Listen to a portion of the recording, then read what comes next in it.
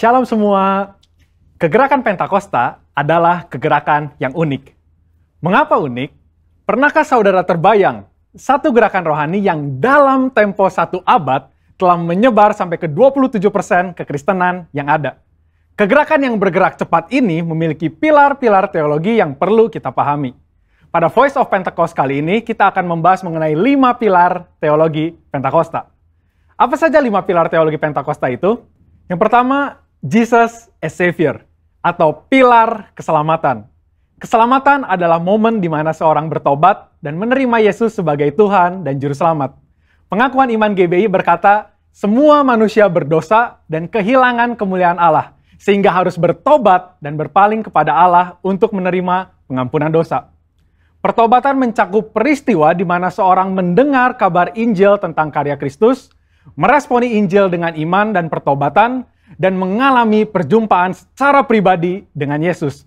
Hal ini yang terjadi ketika Petrus berkhotbah dalam Kisah Para Rasul 2 ayat 16-35. Di ayat 37 disebutkan bahwa orang-orang yang mendengar sangat terharu dan memberikan respon yaitu bertobat dan menerima Yesus sebagai Tuhan dan Juru Selamat.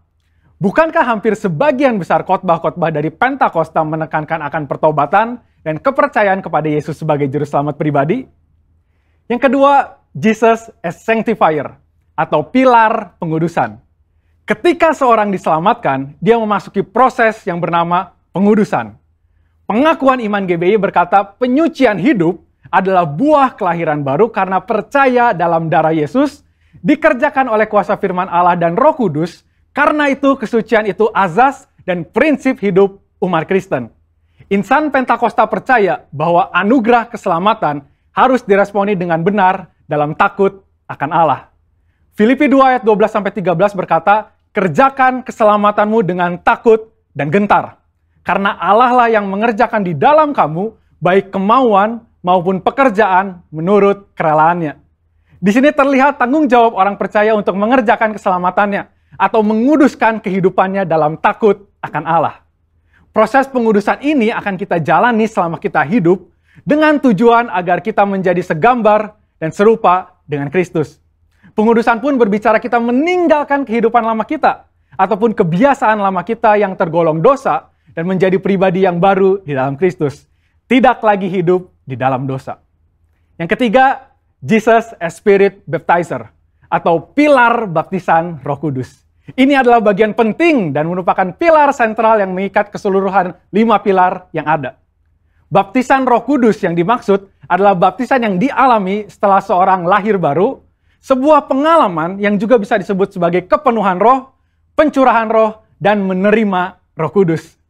Tanda awal seorang dibaptis oleh Roh Kudus adalah dia berkata-kata dalam bahasa roh sebagaimana yang diilhamkan oleh Roh Kudus. Baptisan Roh Kudus akan menghasilkan dampak secara internal maupun eksternal. Secara internal, yaitu kehidupan penyembahan yang lebih intim dengan Bapa. Karena menurut 1 Korintus 14 ayat 2, disebutkan bahwa orang yang menyembah dalam roh adalah mereka yang berkata-kata secara rahasia kepada Bapa. Pada ayat 4 pun dijelaskan bahwa saat kita berbahasa roh, kita sedang membangun diri kita. Secara eksternal, baptisan roh memberikan kuasa untuk menyelesaikan amanat agung. Seperti yang tercatat di dalam Kisah Para Rasul 1 ayat 8, dapat kita lihat di Alkitab bahwa pelayanan para murid berubah begitu mereka menerima baptisan Roh Kudus. Mereka menyembuhkan orang sakit, membangkitkan orang mati, mengusir setan, dan lain sebagainya. Yang keempat, Jesus as Healer, atau pilar kesembuhan ilahi. Di dalam pengakuan iman GBI, kita mempercayai bahwa kesembuhan ilahi tersedia dalam korban penebusan Yesus untuk semua orang percaya. Bagian ini sangat penting, karena kita mempercayai bahwa tanda dan mujizat masih berlaku di zaman ini. Orang yang telah dipenuhi Roh Kudus akan melakukan pelayanan dengan tanda-tanda seperti yang Yesus katakan dalam Markus 16 ayat 18-19. Mereka akan meletakkan tangannya ke atas orang sakit dan orang itu akan sembuh. Dari mana kuasa untuk menyembuhkan itu datang? Dari kepenuhan Roh Kudus yang dijanjikan oleh Bapa kepada setiap orang percaya. Kita percaya bahwa kematian Kristus telah menebus segala dosa-dosa kita, termasuk menanggung segala sakit penyakit kita. Yesaya 53 ayat 4a jelas berkata bahwa tetapi sesungguhnya penyakit kitalah yang ditanggungnya. Yang kelima, Jesus as soon coming King, atau pilar kedatangan Yesus yang kedua dengan segera. Pilar terakhir ini dipandang sebagai motivasi dan semangat untuk menyelesaikan amanat agung, memberitakan Injil dengan kuasa Roh Kudus, serta hidup dalam kekudusan. Kita percaya bahwa Yesus akan datang kali yang kedua untuk menjemput kita dengan segera. Pengakuan iman GBI berkata, Tuhan Yesus Kristus akan turun dari sorga untuk membangkitkan semua umatnya yang telah mati dan mengangkat semua umatnya yang masih hidup, lalu bersama-sama bertemu dengan dia di udara. Kemudian ia akan datang kembali dan bersama orang kudusnya untuk mendirikan kerajaan 1000 tahun di bumi ini. Kita percaya kedatangan Yesus untuk yang kedua kalinya untuk menjemput mempelainya yang masih hidup, atau biasa disebut rapture ini, akan terjadi secara tiba-tiba dan tanpa seorang pun tahu kapan waktunya. Ketidaktahuan kapan Yesus akan datang inilah yang akan mendorong setiap kita untuk dapat mempersiapkan diri sebaik-baiknya dan tetap hidup dalam integritas. Saya percaya pemahaman ini membawa kita semakin semangat di dalam menyelesaikan amanat agung dengan api Pentakosta ketiga. Saudara, untuk penjelasan lebih lengkapnya dari tim teologi kami, jangan lupa buka link yang ada di atas atau scan QR Code yang tersedia. Tuhan Yesus memberkati.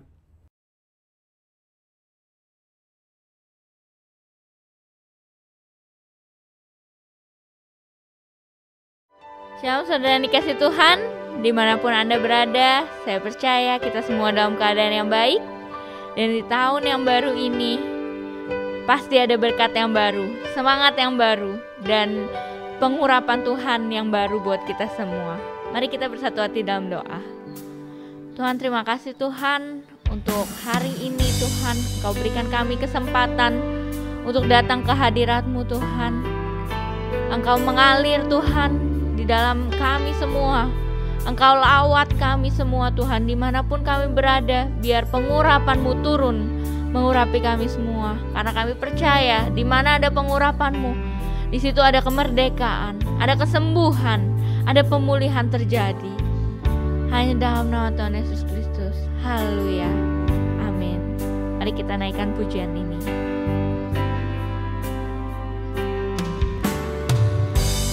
Bapa, Kau mendengar seruan hatiku,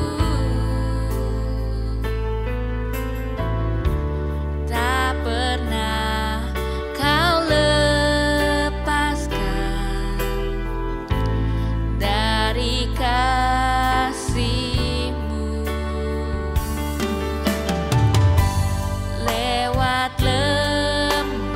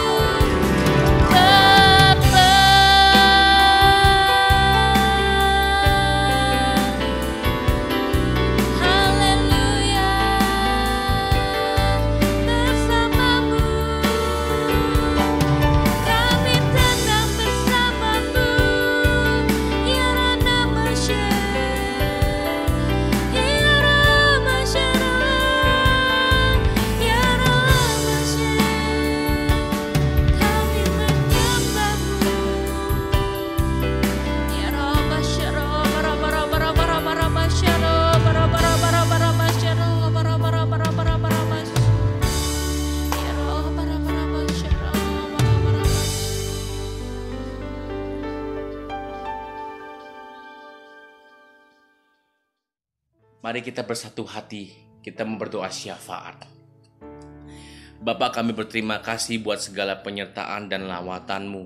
Kami sehati berdoa buat gembala pembina kami, Pak Niko dan keluarga. Berikan kesehatan dan kekuatan-Mu serta pengurapan-Mu. Kami berdoa juga untuk keempat wakilnya, berikan kesehatan. Kami berdoa untuk ketua-ketua rayon dan CK. Kiranya kesehatan dan kekuatan serta tuntunan-Mu selalu menyertai.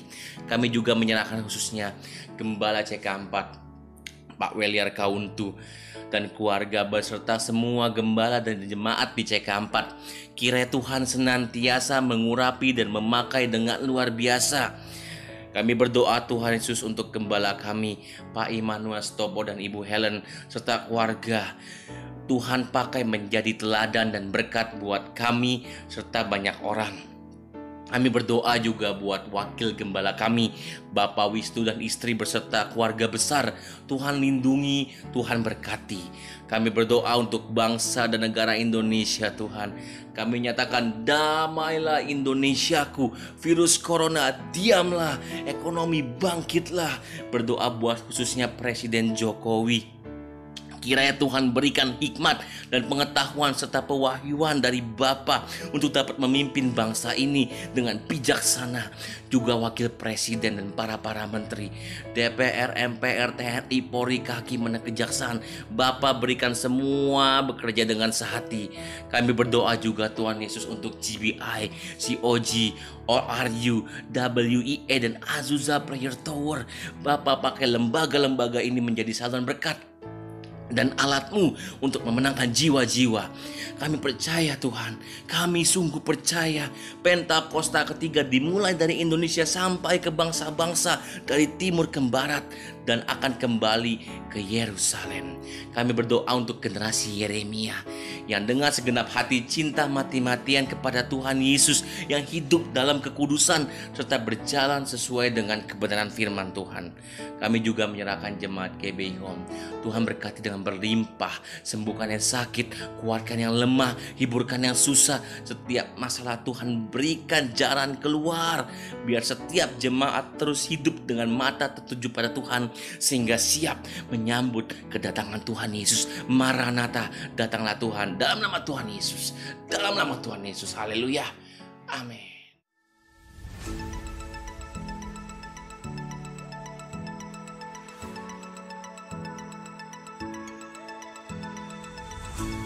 Ibadah minggu depan akan dilaksanakan pada hari Minggu pukul 11.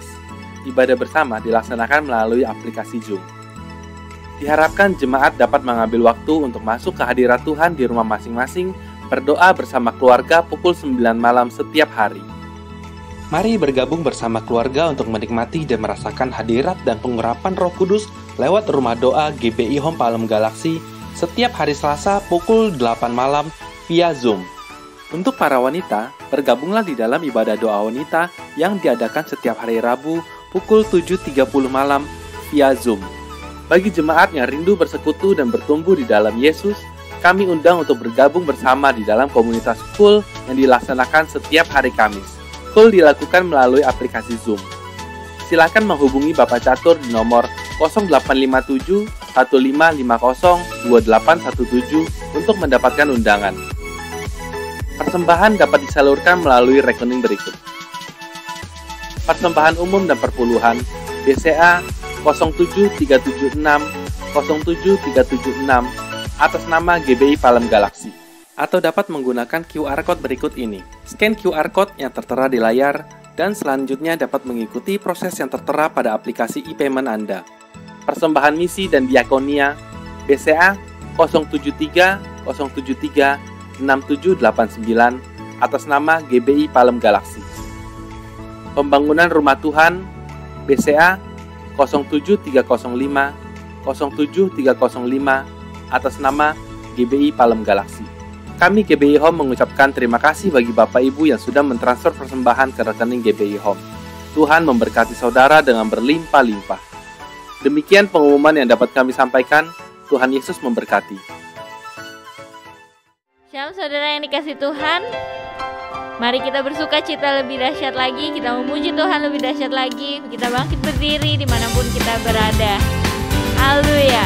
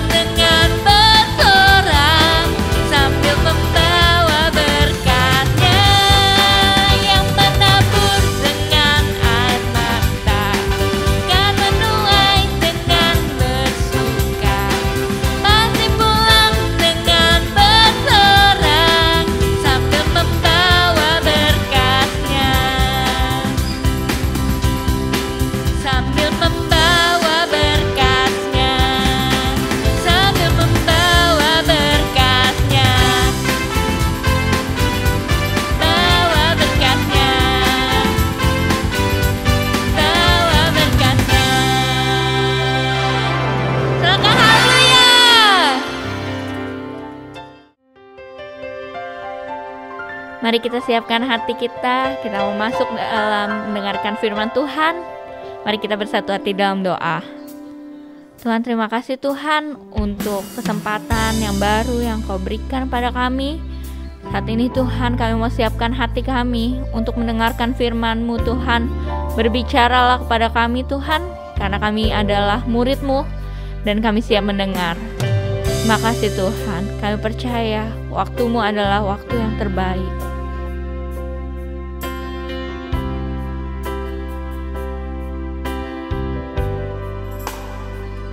Bila Kau izinkan sesuatu terjadi, ku percaya semua untuk kebaikanku. Bila nanti telah tiba waktumu, ku percaya kuasa-Mu memulihkan hidupku. Waktu Tuhan pasti yang terbaik, walau kadang tak mudah dimengerti. Lewati cobaan, ku tetap percaya waktu Tuhan pasti yang terbaik. Biar lagu ini menjadi rema bagi kita. Bila Kau izinkan sesuatu terjadi, ku percaya semua untuk kebaikanku. Bila nanti telah tiba waktumu, ku percaya kuasa-Mu memulihkan hidupku. Waktu Tuhan pasti yang terbaik, walau kadang tak mudah dimengerti. Lewati cobaan, ku tetap percaya waktu Tuhan pasti yang terbaik. Waktu Tuhan pasti yang terbaik, walau kadang tak mudah dimengerti. Lewati cobaan, ku tetap percaya waktu Tuhan pasti yang terbaik. Waktu Tuhan pasti yang terbaik. Waktu Tuhan pasti yang terbaik. Kami percaya waktu-Mu, Hirana Masyeh. Dalam nama Tuhan Yesus kami berdoa dan mengucap syukur. Haleluya. Amin.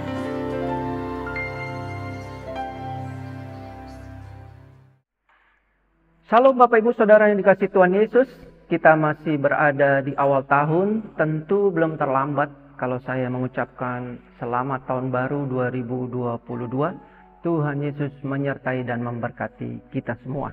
Nah Bapak Ibu Saudara, walaupun seringkali kita sudah sering mendengar bahwa Immanuel, Tuhan Yesus menyertai di dalam setiap aspek kehidupan kita, tetapi tidak dapat dipungkiri juga bahwa kita masih seringkali khawatir akan kehidupan kita, masa depan kita, karena semuanya diliputi dengan ketidakpastian.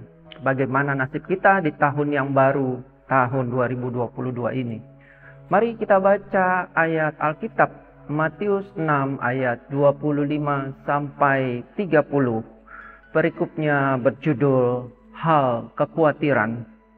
Ayat 25. Karena itu aku berkata kepadamu, janganlah khawatir akan hidupmu, akan apa yang hendak kamu makan atau minum, dan janganlah khawatir pula akan tubuhmu, akan apa yang hendak kamu pakai. Bukankah hidup itu lebih penting daripada makanan, dan tubuh itu lebih penting daripada pakaian? Pandanglah burung-burung di langit yang tidak menabur dan tidak menuai, dan tidak mengumpulkan bekal dalam lumbung, namun diberi makan oleh Bapamu yang di surga. Bukankah kamu jauh melebihi burung-burung itu? Siapakah di antara kamu yang karena kekhawatirannya dapat menambahkan sehasta saja pada jalan hidupnya? Dan mengapa kamu khawatir akan pakaian? Perhatikanlah bunga bakung di ladang yang tumbuh tanpa bekerja dan tanpa memintal. Namun aku berkata kepadamu, Salomo dalam segala kemegahannya pun tidak berpakaian seindah salah satu dari bunga itu. Jadi, jika demikian Allah mendandani rumput di ladang, yang hari ini ada dan besok dibuang ke dalam api, tidakkah Ia akan terlebih lagi mendandani kamu, hai orang yang kurang percaya? Nah, Bapak Ibu Saudara, pada hari-hari ini ada banyak orang hidup di dalam kekhawatiran. Kekhawatiran merupakan wabah yang melanda seluruh umat manusia. Banyak orang khawatir tentang kesehatannya, khawatir tentang pekerjaannya, tentang kehidupannya.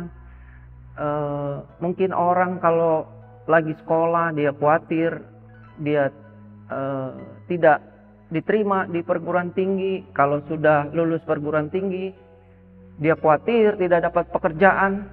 Kemudian kalau sudah bekerja khawatir jangan-jangan di PHK.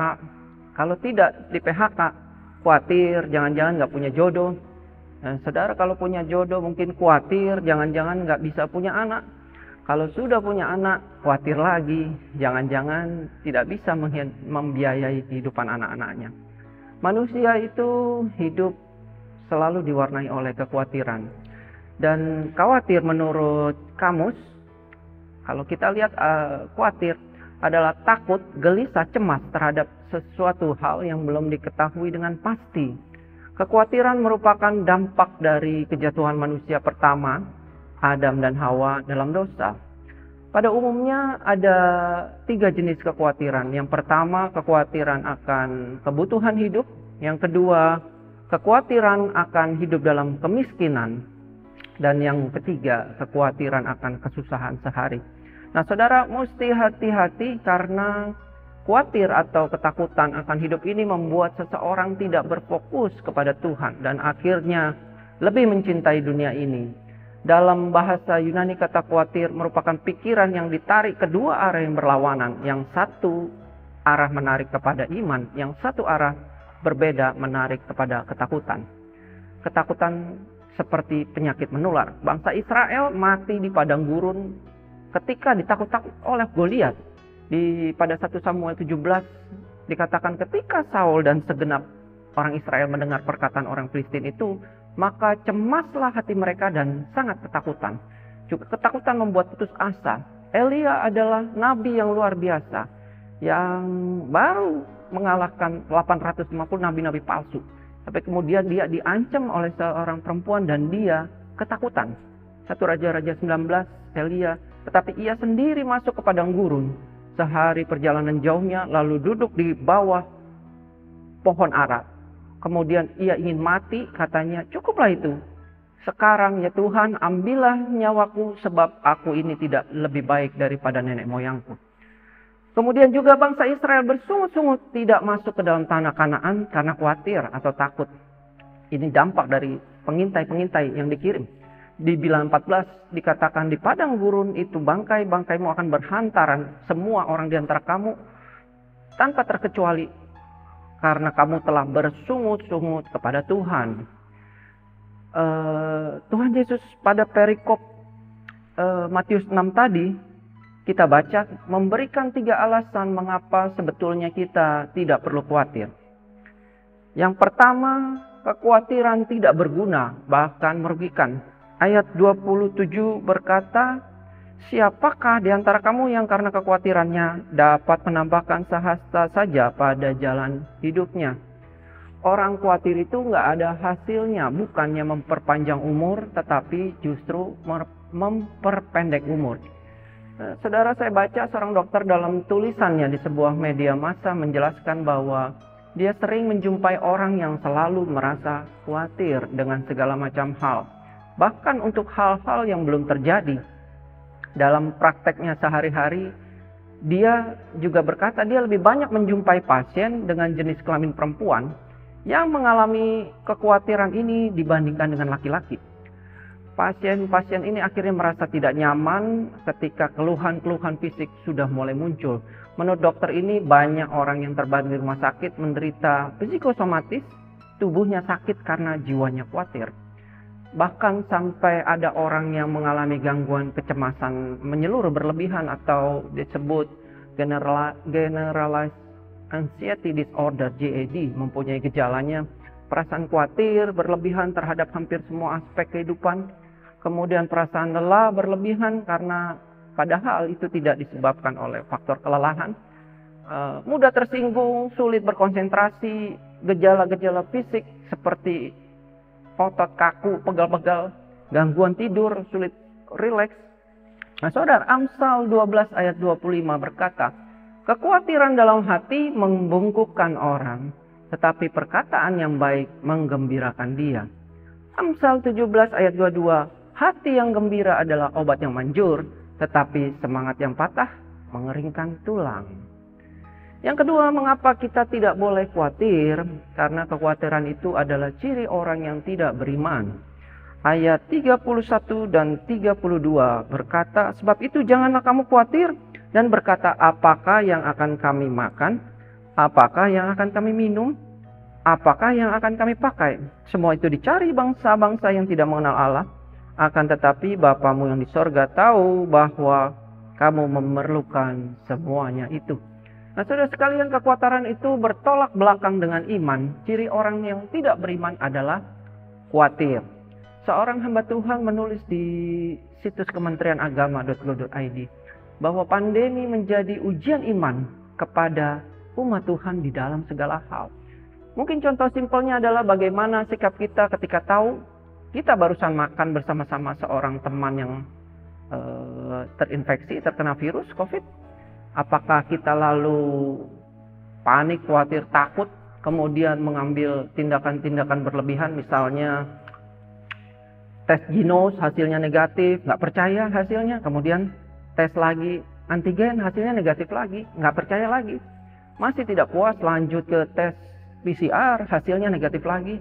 Tetapi karena khawatir, tidak percaya hasil-hasil tes itu, kemudian jadi punya pikiran menyesali, kenapa saya mesti ketemu teman itu, kenapa saya mesti makan bareng sama dia, kenapa saya nggak pergi ke tempat yang lain saja waktu itu.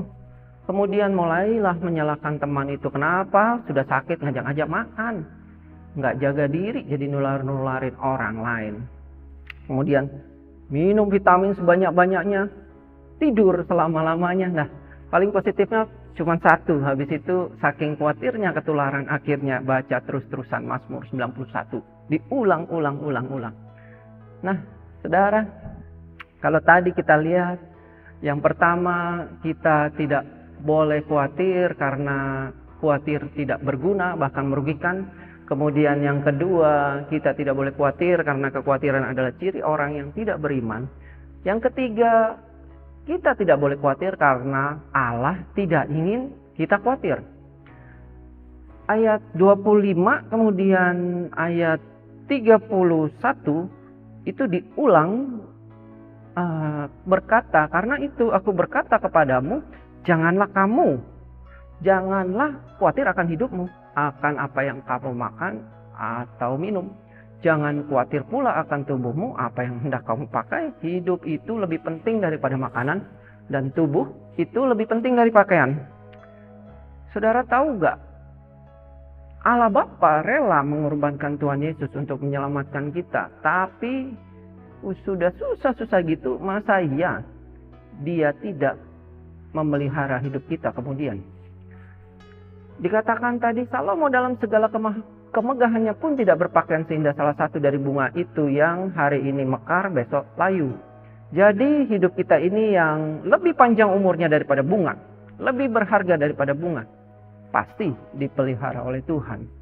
Saudara, ingat, kita ini biji matanya Tuhan. Tuhan pasti akan dilindungi, melindungi, memproteksi. Sehelai rambut di atas kepala kita tidak akan jatuh kalau tidak dikehendaki oleh Tuhan. Nah, karena hidup kita ini berharga, jangan gunakan hidup hanya untuk hal-hal yang sifatnya duniawi.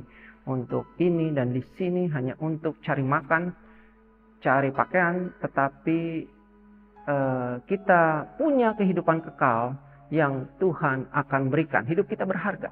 Bagaimana supaya kita lepas dari kekhawatiran? Hiduplah bagi kerajaan.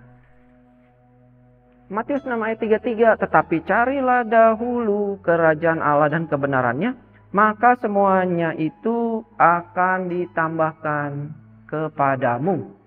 Utamakan Tuhan, cari dulu kerajaan Allah. Jadikan Tuhan Yesus sebagai Raja, hidup di dalam kebenaran.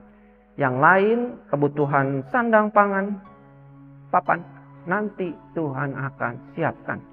Karena itu, kalau kamu dibangkitkan bersama dengan Kristus, carilah perkara yang di atas, di mana Kristus duduk sebelah kanan Allah, dan pikirkanlah perkara yang di atas, bukan yang di bumi.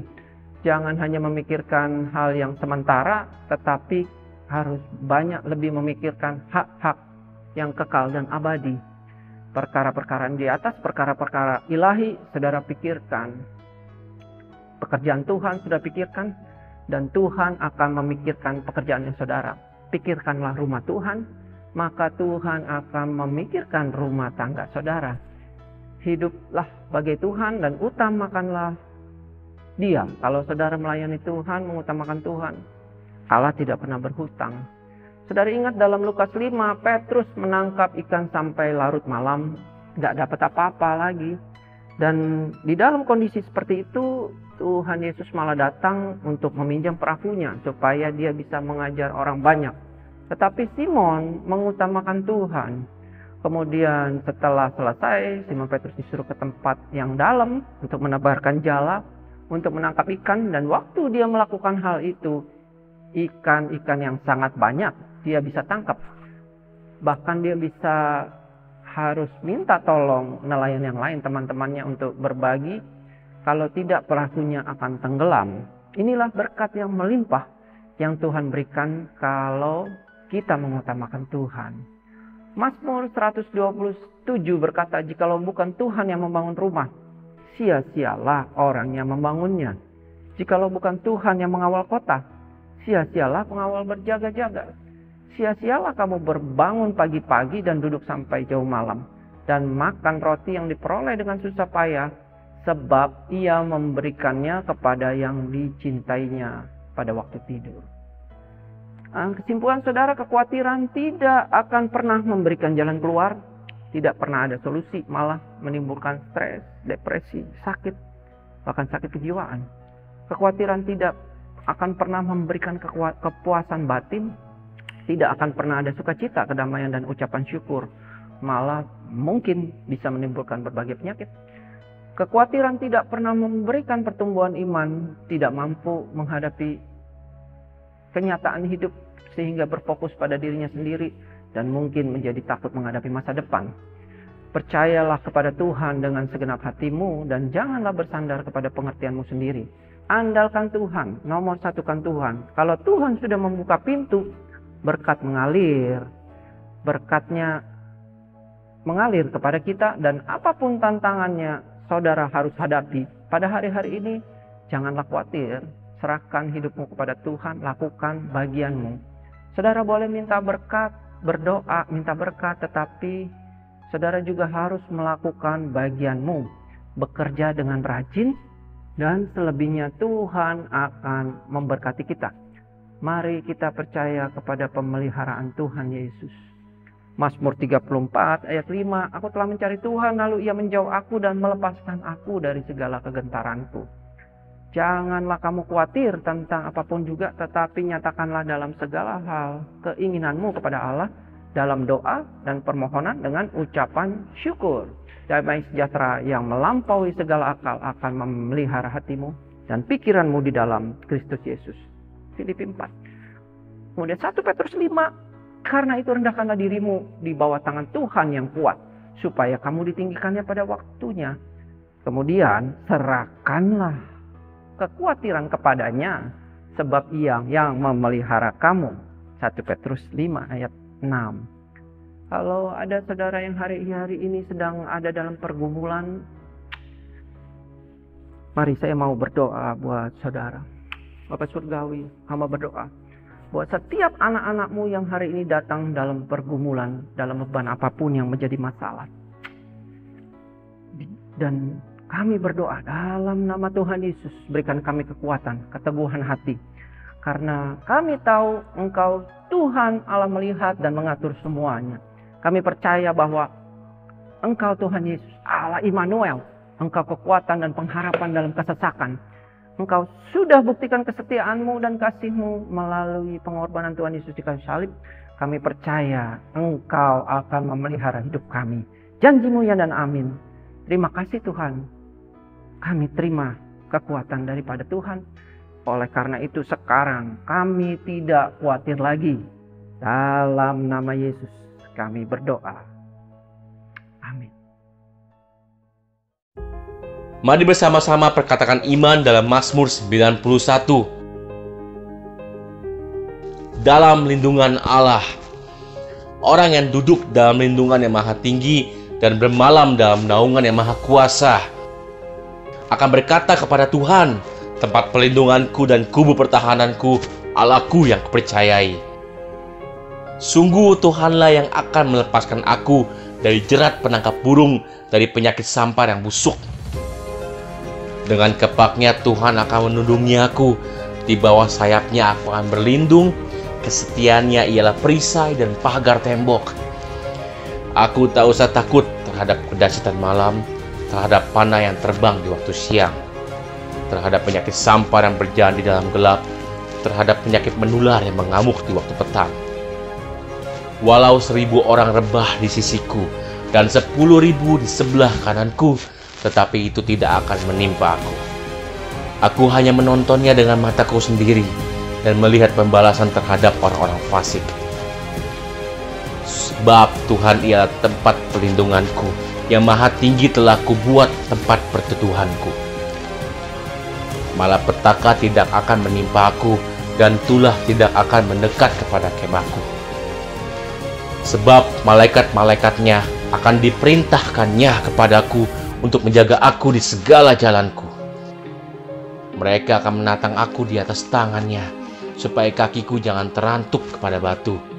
Singa dan ular tedung akan kulangkahi. Aku akan menginjak anak singa dan ular naga. Sungguh hatiku melekat kepada Tuhan, maka Tuhan akan meluputkan aku.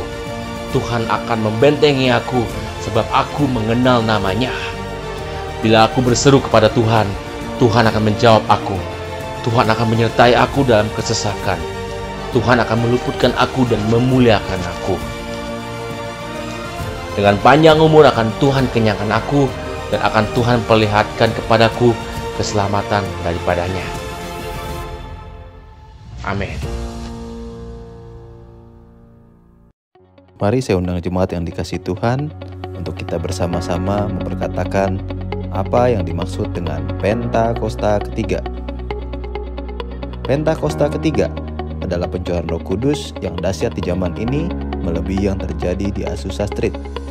Pentakosta ketiga akan mengakibatkan penuaian jiwa yang terbesar dan yang terakhir sebelum Tuhan Yesus datang kembali. Pentakosta ketiga akan membangkitkan generasi Yeremia, yaitu anak-anak muda yang dipenuhi Roh Kudus, cinta mati-matian kepada Tuhan Yesus, tidak kompromi terhadap dosa, dan akan bergerak untuk memenangkan jiwa. Pentakosta ketiga lahir di Indonesia dan bergerak ke bangsa-bangsa. Gerakan ini dari timur ke barat dan akan kembali ke Yerusalem. Pentakosta ketiga akan memberikan kuasa untuk menyelesaikan amanat agung, dan setelah itu Tuhan Yesus datang kembali. Amin.